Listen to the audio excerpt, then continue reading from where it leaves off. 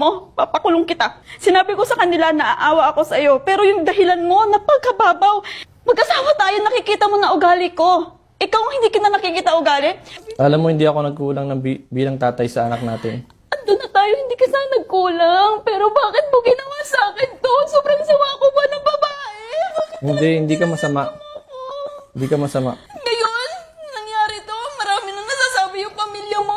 May narinig ba kayo sa akin nung ako doon? Sa inyo? Wala naman, di ba? Kung gaano ko minahal, mas mahal ko pa ang pamilya mo kaysa sa mama ko. Nagbibigay ako sa pamilya mo kaysa sa mama ko. Tapos sasabihin niyo ganito? Na sinasagot ko sila? Ano pagsagot? Binura ko ba sila? Ina-admit nyo naman po na may third party po na involved po sa relasyon ninyo. Mm.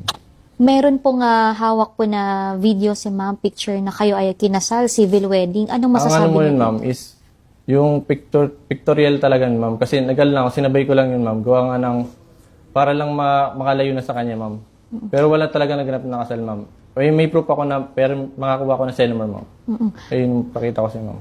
Pero paano mo, sir, nakilala itong babae? Yung ma'am, that time na, ma'am, na medyo talaga ako, na-stress na talaga ako sa, ma'am, dala na talaga akong maisip na, nandun na ako, ma'am, sa point na, hindi ko na alam yung naisip ko, ma'am, nagpapahangin ako, ma'am. Doon ko siya lang nakilala, ma'am. Anong buwan po ito, sir? January, ma'am. At bakit umabot kayo sa punto na meron pang judge ba yun, sir? Mayor ba ang nakita doon Wala, sa ma'am, video? nagal lang yun, ma'am. Yung parang Script lang yun, ma'am. Para Script lang, yan, ma'am. sir. Kanino kayo nagpagawa ng script, sir? Para ma-check natin, ma-verify natin. Nagal lang kami, ma'am. Naghanap lang kami, ma'am. Para lang makalayo na sa kanya, ma'am. Gawa-gawa lang namin, ma'am. Pero ang banggit nung babae, talagang kinasal po kayo. Hindi, ma'am. Pero bakit kailangan i-inform mo siya ilang araw bago ang kasal? Iba kasi yung isip niya, ma'am, na kaya hindi ko lang mailabas talaga sa bibig ko, ma'am. Natatakot lang daw gawa nga ng iba yung emotion niya, ma'am. Yun lang ba yung dahilan mo o dahil mahal mo na yung girlfriend mo ngayon? Mahal ko yung girlfriend ko ngayon, ma'am. Paano yung si Ma'am Jessa at yung anak po ninyo, sir?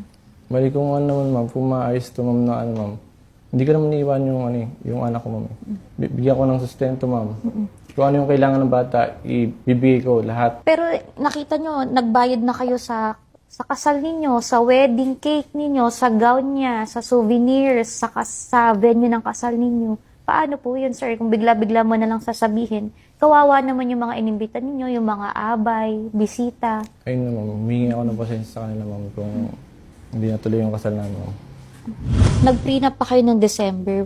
Bakit ka pa nag-propose sa kanya kung 2025 pa lang, talagang ayaw mo na? Saan talaga kagustuhan nun, ma'am? Umuulan talaga ako, ma'am. Yun yung ano ko, ma'am.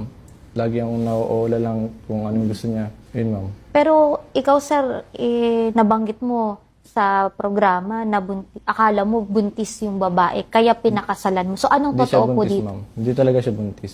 Ginagawa-gawa ko lang yun, ma'am.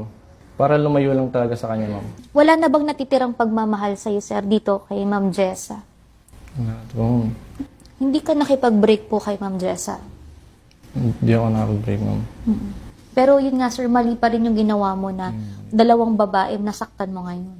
Ano yung bagay ba na meron sa girlfriend mo ngayon na wala kay Ma'am Jess? Wait natin ng 8 years. Kapag mahal sa magulang, ma'am. Ayun yung way, ma'am, na hindi ko nakakita sa kanya, ma'am. Oh my God! 8 taon, di mo nakita sa akin yun? Di pag-alaga sa magulang mo?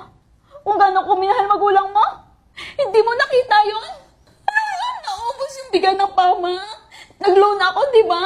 Sa maternity ko, saan nakitira pa tayo doon? Naubos yun, 42,000 yung daddy. Tapos sabihin mo, hindi mo nakita yung pagmamahal ko sa parents mo.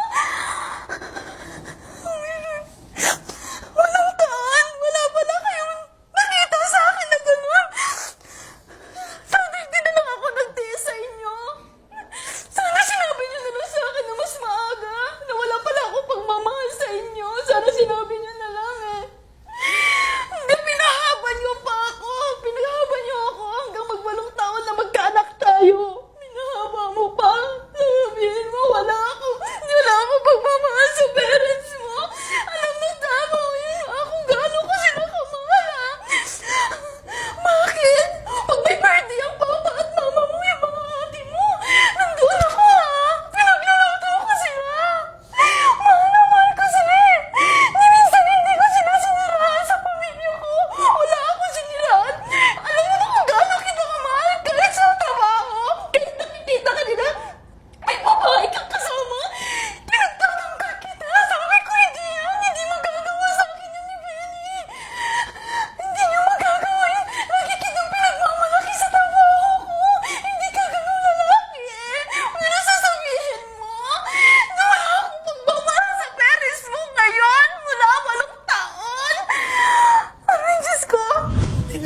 ng pagkakilala ko sa'yo, Benny. Nung umuwi kayo sa probinsya, di ba? Iniintindi ko kayo lahat.